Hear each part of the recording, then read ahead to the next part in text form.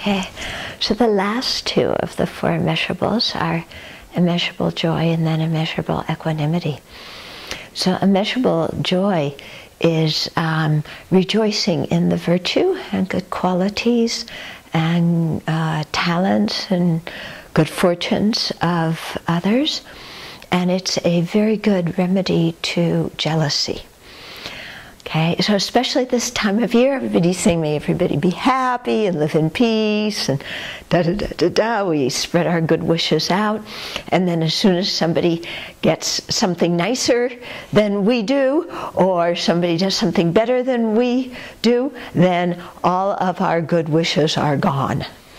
And jealousy kind of comes up and says, they shouldn't have it, I should. Okay, so jealousy is quite an unpleasant emotion, and the antidote to it is to rejoice, to really be happy that others have good circumstances, they have talents, to especially rejoice in the virtues that others create. I think that's what we're doing a lot with the retreatants from afar. I don't know about you, but when I look in the back of the meditation hall and I see all the pictures and all the names of people, I just think about those people doing practice, and I feel good inside and I rejoice at what they're doing. And so, and so you can just rejoice and be happy with that, instead of letting the mind come in that says, oh, but maybe their samadhi is deeper, and, because I'm so distracted, and they're doing sessions longer, and they sit in better posture than I do, and, all this kind of stuff. Yeah, they understand the sadhana, I'm completely lost. So instead of getting into all this really useless thing of comparing ourselves to others, let's just rejoice at others' virtue and rejoice at their abilities and their talents and leave it at that. And then equanimity.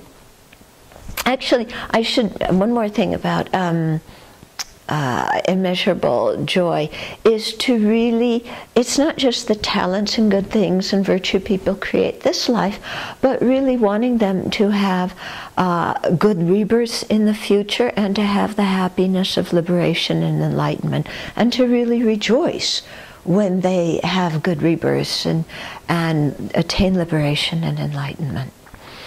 Okay, then equanimity is developing the mind that has equal care and concern for everybody, that doesn't play favorites, liking our friends, hating our enemies, being apathetic about everybody else.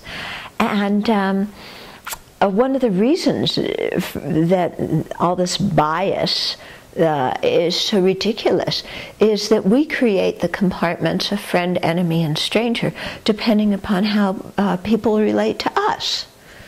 Yeah, so it's not like people from their side are, inherently worthy of attachment, aversion, or apathy, but just based on how they act to us, we put them in different categories, in different boxes, and then our emotions come from that. But these boxes we put them in are completely irregular and transitory, and change in a finger snap. Because somebody's nice to us one day and we love them and we're so attached we don't want to live without us. The next day they hurt our feelings and I don't want to be near this person.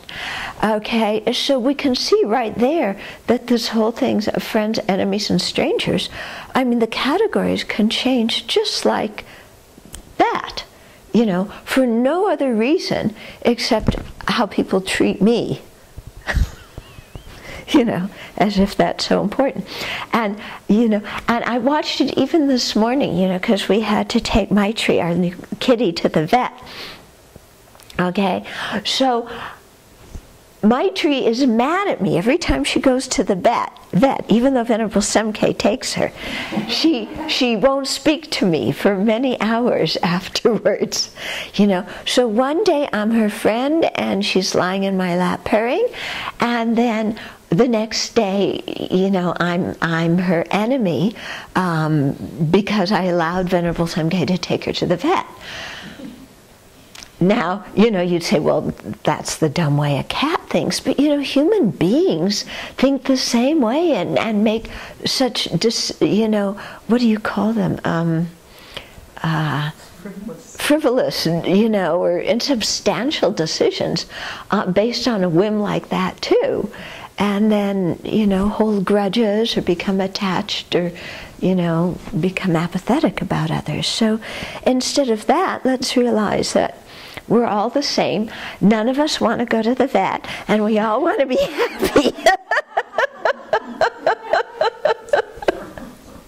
And therefore, to wish everybody happiness and everybody freedom from suffering, and to see we're all the same and not play favorites and not be biased and prejudiced.